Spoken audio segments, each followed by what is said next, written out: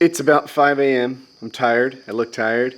I woke up about 15 minutes ago so that I could get the car loaded and get to the airport, Zombie Air Force Base, on time, which is about 6:30. I've heard 6:30, I've heard 7.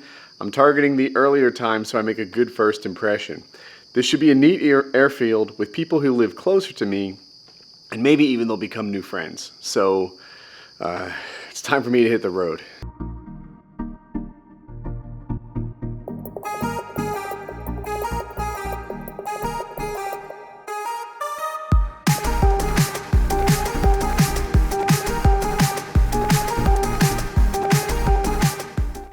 You're Hollywood. All right. 2 seconds and counting. All right, cool beans.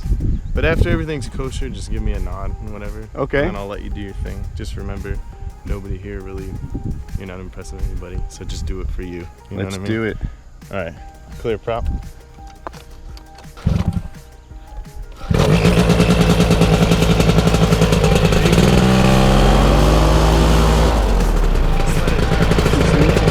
Just give it a sec.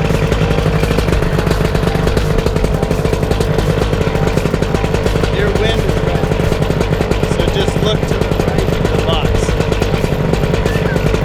All right. You know what to do, right? Just do it smooth and have a good time. Okay then. And you know what I mean? Nice and easy. Everything's good. Just roll on the gas. You got all the space in the world. Yeah. And just roll on, and then when it goes, boom, you're in there. But let it take you in the sky.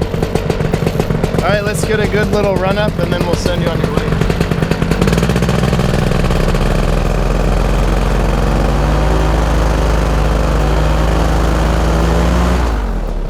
Good? Is that wide open? You want it wide open?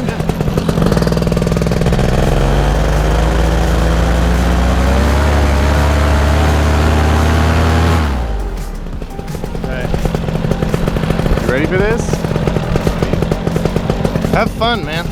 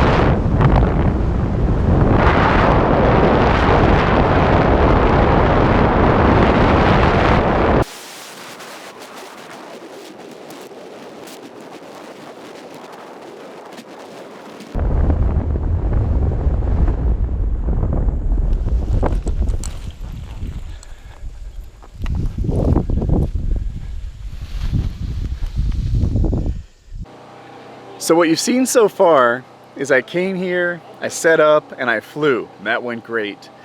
In the middle of the day though, it's not good for flying. If you know clouds, these puffy sort means that there's thermals rising up, it's bumpy air, it's not right. So we're gonna wait until evening and probably fly again. In the meantime, we have a paramotor to repair. So I thought I'd show you guys what was up with that. All right, so forgive the background noise. It's a generator, and it's not my place to turn it off. In here, this is aluminum. It's a gearbox for a paramotor. And what the scoop is with aluminum, it's really easy to over tighten it and thread it out. So I won't say that you can spin this forever and that it doesn't grab, but we've estimated like maybe 20% of the threads grab, and you can't get it as tight as we want to. So we have a plan A and a plan B, and I'll show you what's up with that. So this is plan A. If you've never done it before, you take your bolt to the hardware store, you see exactly what it is. In this case, the diameter of the bolt is 6 millimeters, and then the thread pitch is 1. I think that's what it is. That might also be the whether it's like a coarse or a fine thread, but get it to match 1.0 and 6 millimeter, and then you can just spin this guy. Do you see? Let me take this out of the package. All right, so I'll take this against a good background. So the drill bit comes in the set because typically the drill bit that goes with the tap is a real odd size, one that you might not stock. But we won't need the drill bit because stage 1 is just to do the tap. And if you look at this close, up at the top of this, these guys are like thinner, like they're just sort of starters. And if you spin this inside of an existing screw hole, then it's called chasing the threads. It'll make all the threads that are there perfect. Whatever's there, they'll stand up a little straighter, they'll be a little better, and if we're lucky, plan A will fix it. If we're not lucky, can I have the other part? This is a kit called a Helicoil, and oh, yeah, I like this. So basically what you do is you drill it out, and it comes with the, oh, and it's a 1/4 inch drill bit, we had to have that separate. You drill it, and then you tap it, and you put in this little, it almost looks like a spring, but it's not actually a spring. But this guy serves as a sleeve that you put in the expanded screw hole. So yeah, you drill it out, you put this in, and then the same bolt that you're trying to get to fit will screw into this sleeve instead of directly into the casing like it did before. That's plan B. Plan C has a little bit of like super glue and maybe duct tape and bubble gum involved. We're hoping not to get there. Yeah, here's the super glue. But yeah, for now, we're just gonna chase the threads because maybe half the time, that'll get you what you need. All right, so we've pulled the prop off and the bolt that holds the prop on, quite obviously. What we're gonna do next is drain the gear oil out, and then we're gonna pull this cover. The reason for pulling the cover is the questionable screw is the missing one here. So, oops, I bumped the camera. So, we want to have like sort of good eyes on it as we chase the thread. We want to make sure we can see what we're doing. So, we briefly considered being lazy about it, but in the end decided to pull the cover off. So that's what we're up to. It's about to get this case off.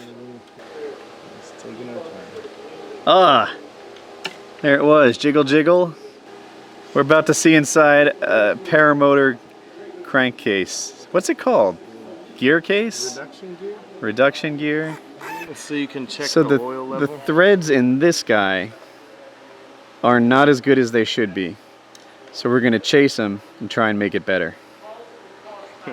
That one. Hopefully they don't run too fast. The trick is to get the tap as perpendicular as possible. It's pretty easy to like chase it cross-threaded, and I think Brad is doing a really good job. Learn from the best. Another thing to keep in mind if you find yourself doing this is that if it resists you, it's real easy to snap that tap off. And the tap is so hard. It's not like a screw or a bolt that you can just drill out. Your drill bit will wear out, and this is very, very hard. So if it fights you, don't overpower it. It snaps and it like breaks into shards more quickly than you might notice. So there it is. He's finished chasing, I think. We'll see how it works soon. So the purpose of this thing, it doesn't hold it on like maybe you would think. All it does is it's the fill level. So that it's kind of like a cork. It's just designed to stop. It lets you know that's how much. If gear oil pours out of that when you're filling it up, you put the right amount in. And now he just needs to tighten it enough that it doesn't leak anymore. We did it as a test, and he's like, this is gonna work. So it looks like our plan A is gonna do the trick, and we're not gonna have to go to the, I'm not sure if they're called helicoils or helicoils. Helicoils. So it looks like we won't need that. All right. Bad news for Brad. Good news for you guys. You're gonna see what a helicoil looks like. Yeah. He tightened it up, had a, I don't know, a think about it, and said this just isn't good enough. So what it is you chase the threads, it makes it better, but it can only work with the material that's there, and there just wasn't enough. So we're gonna drain it, and we're gonna chase it, and we're gonna drain it, and then we're gonna drill that hole bigger, put a coil in it, and that should fix it well. Well, you'll see. Apologize for the noise, but we took a piece of scrap metal and we're testing the helicoil. Just want to make sure everything's good before we start drilling into paramotor parts. So he's drilled that. Soon he will tap it. And he's need to set up his tap tool. He's a smart ass. Soon he'll tap it, and then we'll test it, and if we like it, we'll do it to the gear case cover. Again, the key to tapping well is to keep that thing really perpendicular, but this is just a proof of concept, so no one cares if it, no one's judging him. We're just making yeah. Yeah, if it starts to fight you, not getting a very good camera, then you just go backwards for a bit and try again. Aluminum is a lot more. Oh, I see what you're seeing now.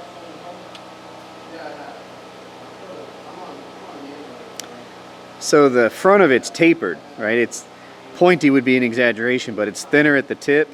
So as he goes deeper, it starts to cut in the threads more so than before. And it looks like he's made it. He's past the part where he's cutting, and now he's just cleaning up threads. Woohoo! All right, we missed the start of it, but he's using this tool to spin the helicoil into the scrap metal as our test. The metal's real thin, so it's only going to get so much like purchase on it. Yeah, it's not going to break off. It'll just go right. Did it go right through? It's going to, But I think what the big thing that I was concerned about was that 1/4 inch wasn't the right size hole, and I feel like we figured that out. The 1/4 inch is good. we got a good test run. Yeah. And now that's how that works. You see, It snugs up pretty good. if you don't have enough metal to just make threads out of, cut out more, screw in some threads, a helicoil, A spring. and you're set. This is, oops, thank you. This is what it looks like on the inside.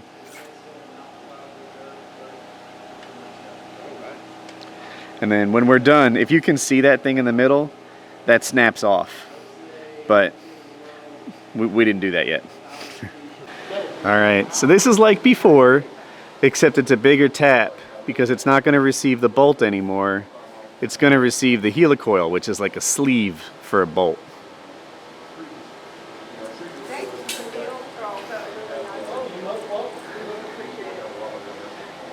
He's doing a good job. Look how perpendicular that is. It's too early to say anything positive. We're entirely committed now. There it is. Run it down a little bit. Yeah, as he runs it a little further, it just makes the threads more perfect, and backing it out too. Yeah, see, those threads are good. If you don't like run it further than you have to and back it out and such, then there can be shards in there that make the threads imperfect. Oh, and then afterwards, if you have compressed air, that's a good way to get all the dust out. If you don't, you can use you can blow on it ineffectively, or run a napkin through there or something like that. Get all the shards out, man. So normally you bang this tang out with the tool used to spin it in, like this. You see, you can put it on there, spin it, twist it 90 degrees and push it off. And when you take, ooh, I need to focus here. when you take that tang and bang it out, then the way that this expands makes it really lock into place and not twist when you tighten a bolt in it. The challenge we have, if I could flip it over, is that the tool doesn't fit in quite right because of the shape of this surface. So we're going to try to yank it out from the other side. Wish us luck.